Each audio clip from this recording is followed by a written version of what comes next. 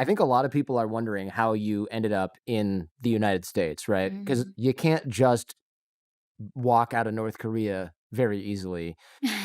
In fact, now it's almost impossible now. You don't hear about people escaping now because the border's been fortified by China and North Korea, from what I understand. Yeah, North Korea literally put the country can afford electricity, puts the highly electrified wire fences on entire border of North Korea. So the entire country became a concentration camp. Mhm. Not only that, they put the machine. I mean, with the machine guns with the guards every 10 meters, and Every 10 meters. on top of that, they buried the landmines. Oh, that's really extreme.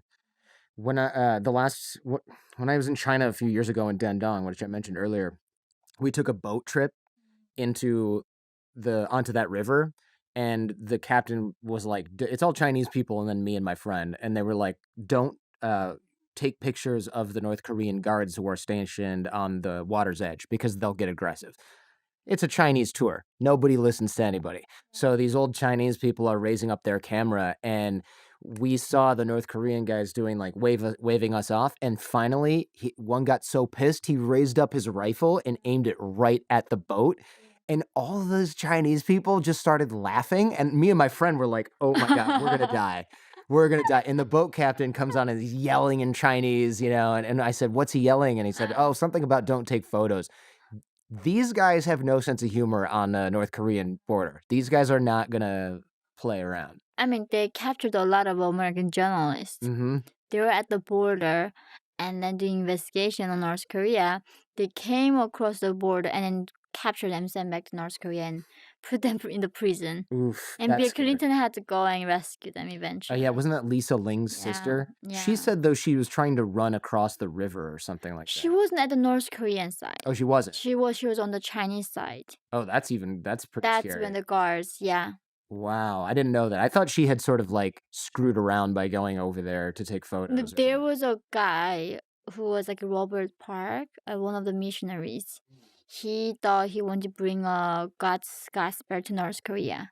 So Oh, he no. walked over from that to North Korea with a Bible in his hand. No. Oh, that's horrible. And then they tortured him to the point where he cannot function as a man, and he tried to commit suicide many times afterwards.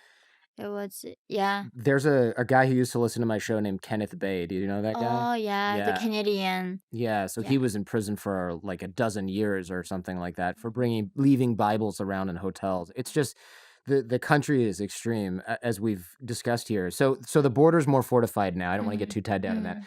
How do most people escape in the past? How did most people escape from North Korea Most people escaped in 90s in the when 90s? the Great Famine began. Mhm. So that's when the regime also Kim Jong Un didn't actually really care. I mean, if they don't want to stay here, why would you not let them like go, right? So he's like, okay, let them go, and he was fine with that. But then he realized these people not just only go China, they go to South Korea, Mhm. they go to America, they go to other countries, and they became wait what they thought they're exposing us now, right? That's how North Korean defector came out and giving the testament to the UN, State Department, the White House. Yeah, doing what you're doing. Right, right. Yeah. So they were like exposing the regime. So now North Korea is keep condemned by the UN about the human rights situation. So now they're like, okay, no, we cannot let the defectors escape anymore. And also North Koreans, when they go, they don't just escape. They go and they make money and send the money back to their family members. Nobody in North Korea escapes saying, I'm going to have a good life myself. They escape because they can sacrifice themselves and make money and send it back to North Korea and their family members.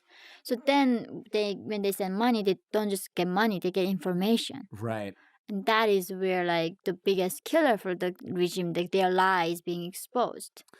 Right, of course, because if I escape from North Korea and I'm a waiter in South Korea and I'm sending back the annual salary that my family makes every month and it's only part of my income and I have a low level job, people start to go, wait a minute. So he works at a restaurant in South Yeah. Korea and he's basically a millionaire compared to how we are. We got to get out of here, right? That's not good. And then word travels fast. Like, how come that family bought a new, has a car now or whatever, right? It's a whole Mm-hmm. thing. Yeah. So that's really changed the system. So they stopped the defection. And that's when, so eventually they started putting the more pressure on the border. But when Kim Jong-un took over, oh my God, I mean, how can he be worse than his father? But he was a lot worse, Yeah. apparently. He was a lot evil. So how did you escape from the DPRK? I think a lot of people. By the way, Yeah. if I say North Korea or DPRK, does it matter? It matters. It matters. Because the Okay. DPRK is a Democratic People's Right. It's a joke of a name. Yeah. Yeah, and that's what North Korea wants to be called. Oh, okay. Well, then Right, it's screw like, them. North yeah, Korea. North Korea. So, I mean, I don't really care about it. When it comes to that, I think that I don't want to respect the regime at No. all. Yeah, of course. Yeah. So I crossed a frozen river from North Korea to China. And that was actually right before the wire fences went up. So Okay. I got very lucky. Yeah. Mhm. Charles Roux told me he basically swam through a river and they Yeah. were shooting at him, but they Yeah. probably either didn't have enough bullets or they couldn't see him. Yeah. And so he made it out as well. Mm-hmm. Now it seems impossible. No, it's impossible. And also when you go to China, Chinese also border is like very secure. Like back then, they were like, okay, there are poor people coming over. Maybe we give them some food and then they're gonna go back, right? Usually they did. They go to China. When North Koreans escape from North Korea, we are not like Syrian or like Mexican refugees. There's a democracy somewhere that we wanna go where the freedom is, right? We're starving. So we just wanna go somewhere they give us food. And if we get food, we wanna go back to our homeland. Mm-hmm. So a lot of North Koreans did and go to China, beg the food, and come home and feed their family members and their friends. And China had no problem with it, but then they also saw that how North Korean women were going after and then started condemning the human trafficking that they face. So China also, North Korea complained to them. This is our national security issue. If you let the North Koreans go out, it hurts us. So can you catch them, send us back? That's how, Right. yeah. So China wants a buffer state between South Korea and the United States presence in South Korea, and North Korea is that buffer state. And also, I think tell me if you agree with this, there's an element of the Chinese Communist Party saying, hey, you think we're terrible, but at least we're not North Korea. Look how bad it is over there. And as long as that regime exists, they can sort of say, like, we're the only ones who can control them. But that's the thing. They are using it as a leverage with the USA because North Korea is only served by China. Right? North Korea only exists because of China. Sure, yeah. Like Kim Jong-un cannot exist without Xi Jinping. So when the US want to discuss about North Korea's threat, they have to go back Chinese. So that's why they are using it as a leverage.